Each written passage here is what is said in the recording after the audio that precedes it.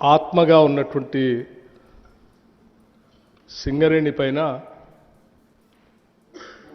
కొన్ని కట్టుకథలు,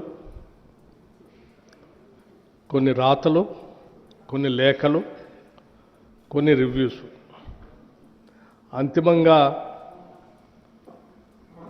ఈ సింగరేణిలో పనిచేస్తున్నటువంటి దాదాపు 42,000 మంది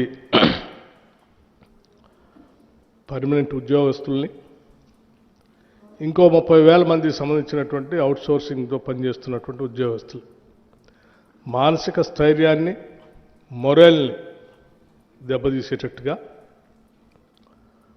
దీనిపైన రకరకాల ప్రచారాలు, అపవాదులు ప్రచారం చేస్తూ ఉన్నారు.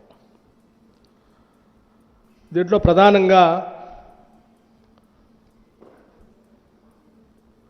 పెట్టుబడులు, కట్టుకథల విషపు రాతల రాధాకృష్ణ గారు లేపినటువంటి తెరతో ఈ కథనాలన్నీ మొదలైనవి. నేను మళ్ళొకసారి చెప్తా ఉన్నాను. పెట్టుబడులు, కట్టుకథలు, విషపు రాతల రాధాకృష్ణ గారి తొలి పలుకులనే పేరుతో మొదలైనటువంటి కథనాలన్నీ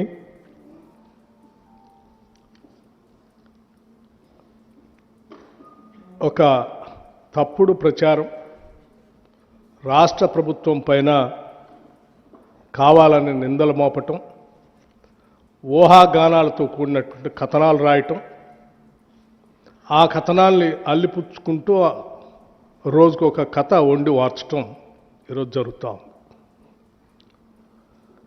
నిజంగా నాకు ఈ రాష్ట్ర ఉప ముఖ్యమంత్రిగా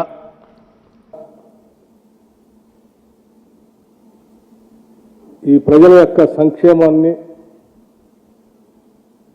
పాలనని, ముఖ్యంగా సింగరేణి సంబంధించిన ఆస్తుల్ని కాపాడాల్సినటువంటి వ్యక్తిగా వీటన్నిటిని చూస్తూ ఉంటే ఏ